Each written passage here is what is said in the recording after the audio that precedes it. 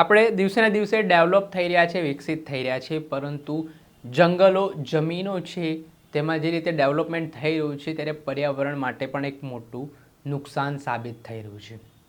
આજે જંગલોમાં પણ મકાનો બની રહ્યા છે, બિલ્ડિંગો બની રહી છે. તેને લઈને આવનારા સમયમાં જે રીતે વસ્તી વધારો દિવસે ને દિવસે થઈ રહ્યો છે ત્યારે જંગલો પણ ખતમ થતા જઈ રહ્યા છે. ત્યારે આ વચ્ચે સુપ્રીમ કોર્ટ દ્વારા એક મહત્વનો ચુકાદો અરવલ્લી પર્વતમાળાને લઈને સંભળાવવામાં આવ્યો છે, જેમાં રાજસ્થાન, હરિયાણા, દિલ્હી અને ગુજરાતના કેટલાક જિલ્લાઓ છે તે અસરગ્રસ્ત થવાના છે.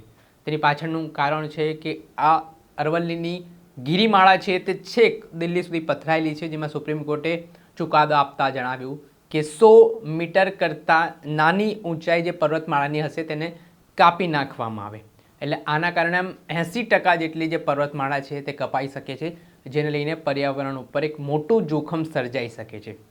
આ ઘટના બાદ લોકોને વિરોધ કરવાની શરૂઆત કરી છે. આને લઈને વિપક્ષના નેતાઓની પ્રતિક્રિયા સામે આવી રહી છે. સામાજિક કાર્યક્રમો મેદાને આવી રહ્યા છે. ત્યારે શું કહી રહ્યા છે બનાસકાંઠાના સાંસદ જ્ઞાનીબેન ઠાકોર, તેમને સાંભળો. જય રણછોડ, આપ સૌ જાણો છો એ રીતે પર્યાવરણ એ માણસના જીવનમાં કેટલું ઉપયોગી છે. એ કુદરતે જે આપણને કુદરતી સંપત્તિ આપી છે એના હિસાબે માણસ એ પોતાનું જે જીવન અને ખાસ કરીને સ્વસ્થ કઈ રીતે, એનું આરોગ્ય કઈ રીતે સાચવવું, એમાં સૌથી કોઈ મોટી મદદ હોય તો એ કુદરતની છે. હવાના રૂપે, પર્યાવરણના રૂપે અનેક કુદરતી સંપત્તિના કારણે આપણું આરોગ્ય સારું રહે છે. 4 રાજ્યોમાં જે ગિરિમાળા આવેલી છે એ ગિરિમાળા એ આપણી શાન, બાન અને એક આપણું ગૌરવ છે.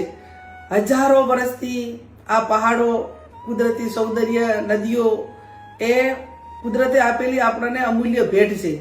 અને કુદરતે આપેલી અમૂલ્ય ભેટને સાચવવાની જવાબદારી પણ ક્યાંક ને ક્યાંક એ માનવની અને સરકારોની કે તમામ જે લોકોની છે.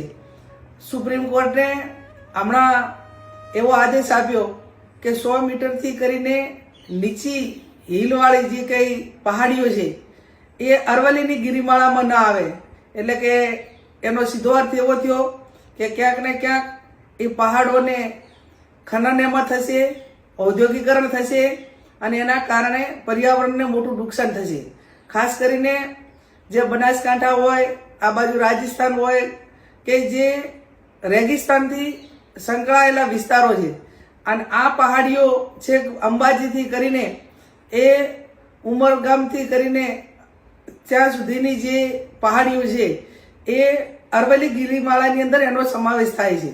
તો આવું આવનાર સમયની અંદર ઔદ્યોગિકના કારણે ક્યાંક ને ક્યાંક રણમાં પણ વધારો થશે, ગરમીમાં પણ વધારો થશે અને એના હિસાબે માનવજાત ઉપર ખૂબ મોટું આરોગ્યની દ્રષ્ટિએ નુકસાન થશે.